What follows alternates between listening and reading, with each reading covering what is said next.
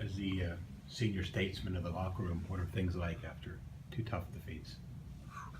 You try not to get down, but it's tough to, when you invest a lot into something, your time, your energy, it's hard not to take it rough. You put so much time and effort into these big games, and you come off a short week, and you play a short week, and you put enough work for a full week into a short week, and then you come back and you know arguably one of the bigger games of the year, and you try and get ready for that, and you put a ton of time and effort into that, and then you lose that one, and it's tough to, but that's my job. And with that being said, I think that things in the locker room are focused on the next game.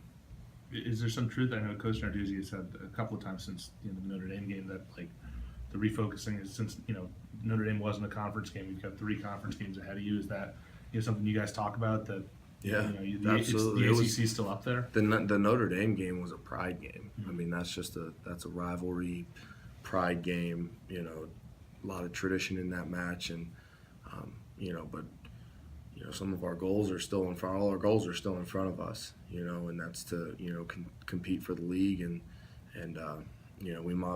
we can't control that at this point, but we can control going out and doing our best this week against Duke, and whatever happens with the rest of the team happens. Is there anything you can think of as to why the last 2 games between these 2 teams have been so crazy? Yeah, I know. I'll start with point the finger at myself. There's a couple plays in every game, that I wish I could get back. And I meant Pitt and Duke, the last 2 times.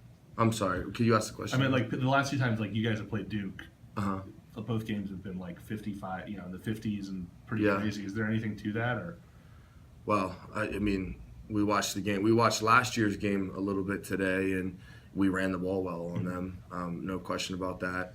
And then 2 years, so obviously I didn't play last year, but 2 years ago we went down there, and we were able to score. But from what I do remember is I don't think that we scored more than a touchdown in the fourth quarter. And if I remember, there was Spoon made a big catch or something to kind of seal the game, but it was we scored 50-some points, and we're not scoring in the fourth quarter, so we're not finishing drives. And you guys have heard me talk about, in order for this offense to take the next step is to go on the field and finish the game with the ball in our hands. So there's a lot of things to improve on. To put my finger on it, I don't think I'm able to. I just got to focus on what I got to do. Coach Powell was talking about, as far as the running game, a big factor that not getting rolling the way it was just the competition you guys have been playing. But from your perspective on the line, how much of it is that, and how much of it is just you guys not doing what you have to do to make whenever you play, these top 10 teams and top 15 teams, you can't give them the opportunity. You can't just roll the ball out there. And what do I mean by that is you can't give. You need to give them your best shot. And I don't think we gave UNC or Notre Dame our best shot. And for whatever the reason is I don't know, and execution, whatever it may be, you're not going to beat teams that are that good by not giving them your best shot. It just doesn't work that way. You can beat lesser teams like that, but you're not going to beat better teams like that. We played a lot. We played some talent, no doubt about it. Sheldon was one of the better D linemen in the country, and Jalen's one of the better linebackers, and UNC had a pretty good defense too. So the better the guys you play, it's going to be tougher. That's the kind of the nature of the game. It seemed like in the early part of the game, defense was making some stops, and then you guys weren't able to move the ball. Mm-hmm. And then the second half, you guys were scoring, mm-hmm. and the defense couldn't stop them. Mm-hmm. Is there any, when you guys are on the sideline and you see the defense come up with a big stop, is there that sort of pressure to come through for the other half of your team? Absolutely. There's no way, shape, or form this loss against Notre Dame was the defense's fault. Not even close to it. You can't expect the defense to not, shut a team out in the second quarter or in the second half, and then we say, we're only down 18 points. All we need to do is go out and score 18 points unanswered. That's a lot of pressure on the defense.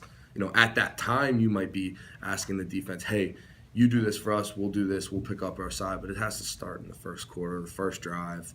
It's been the same story the past 2 games. We drive the ball, we hold the ball, we're winning that time of possession in the first half, but then we're not scoring points. So that has to change. What makes you more confident that this team is going to sort of be able to, I guess, snap out of this funk as compared to you guys went on a pretty bad losing streak in the middle of the year last year? Yeah, I mean, and I think that it goes back to the question of, it's who we played. It's not like that, this funk that we're in. You have one team that's, I don't know, what's the combined record of the 3 teams that we've lost to, 20-something and 2 or something like that. You know what I mean? So it's I think that the competition that we played, it's not like we played bad teams that we lost to. And 2 is that any loss, is really only detrimental if you don't learn from that experience. So what does that mean? That the next time that we're down 18 points, we know how to handle it. Our defense knows how to handle it. The next time we come out after, not scoring a touchdown, we should know how to handle that negative experience, that once we get put in that position again, we can revert back to that experience and we can learn from that experience. So as long as we do that, we'll be okay. And that goes back to just how you're coached, how you practice, and how you train yourself as a football player. So I take it then, as a senior, there hasn't been any of those, like, players-only meetings or anything like that you always hear about in college No. football? Players meetings are for bad teams. Players only meetings. To get up in front of a players meeting and, just start shouting stuff off, it just doesn't, it's a distraction that it doesn't need to, everyone just needs to do their job. No, there has not been any player meetings. I get it. If you know how I feel about that now. Artie, what is that line between respecting and knowing how good your opponent was, but obviously the disappointment of the loss? Like, how do you balance that in putting a game up? They're college football players, just like they put their cleats on the same way as I do. They're not immortal. They're not, and not getting in. I don't want to get into the Notre Dame thing and, but all that. But it's yeah, you laughed at that one. But it's tough because you only have so many opportunities. I have 3 opportunities left, guaranteed opportunity, maybe 4, I don't know, but you know what I mean. That was the last time I'll play Notre Dame. You know what I mean, and that's something that I'll remember, forever. So it's you played a good team, you lost, but like I said, I don't think you were in here when I said it, but when you invest a lot of time and energy into something and then it doesn't go the way you want it to, that's what's heartbreaking. And then when people say, and you try not to hear the chatter outside of football and all that, but when people say, oh, like the fans take it harder than the players, like that really bothers me, because I put 30, 40, sometimes 50 hours a week into this. And then to say that I don't, care if we lose, like that gets at us. You know what I mean? That bothers us. But I'm going way off track now. But it's tough. You gotta keep a level head about your opponent and the loss. Are you hearing a lot of that kind of stuff, Artie? It's just kind of chatter here and there, but no, not really. It's just kind of, you hear about it, but and honestly, it's like social media stuff. So you got to just do your best to get off of that as soon as possible. I know this is also sort of like off the wall, but you're a guy obviously really involved with all the NCAA stuff. Mm-hmm. Were you paying attention at all to sort of what was going on at Mizzou this week, and what's sort of your take on that? Not to get into the whole like. No, I know what you mean. I know what you mean. No, I mean it's you have teams come together and if they decide they feel as though that they need to do something for the better cause, and at the end of the day, I'm a believer that college football is a great thing and that we have it, but it's ultimately just a platform for something else. That it is a platform for James Conner is a great example. All the stuff he does outside of football, he uses his status in football to reach other people. You know what I mean? And I think that that's the power. And if that's the way that they wanted to do it, then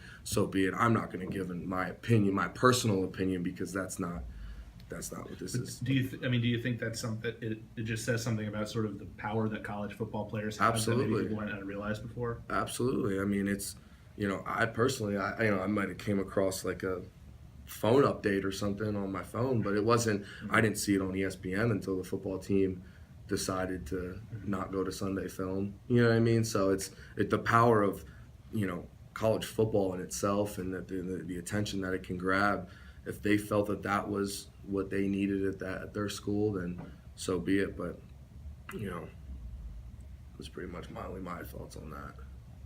I wanted to ask one other big picture, and maybe Sure. it's because I came from Tomlin, but Uh, do you feel like with 4 games left in your career that the arrow is pointing up with the program? Like, do you feel good about where No you doubt, are? no doubt about it. I mean, I could go on and on and on about the great things that's taken place. You know, from the facility standpoint to the attitude of the team, the work ethic of the team. You know, the guys that are coming back. I mean, there's no question about it that. And it starts with the top, obviously, the head coach, and he's doing everything that he needs to do. I'll be a supporter for as long as I'm around, without a doubt. Did you get a chance to talk with Freilich and Jimbo Covert last weekend? Not so much. A little bit. I said hi to both of them. I talked to each of them when they were the honorary the honorary captains come to our team meal before the game. So, and the current captains sit with Coach Narduzzi, Coach LaSala, and the honorary captain at breakfast of the pregame meal for that day. So, I've talked to Covert and Bill Freilich a lot previously, but this weekend not so much. Obviously, went up to Jimbo and said congratulations, and that's pretty cool. We've been teasing Jared a little bit. I think that's pretty funny, but he's not the happiest person out there. 55 today. I saw that. Yeah, I told him he's too tall to wear a 50s number. All right. Thanks, Thank Artie. you.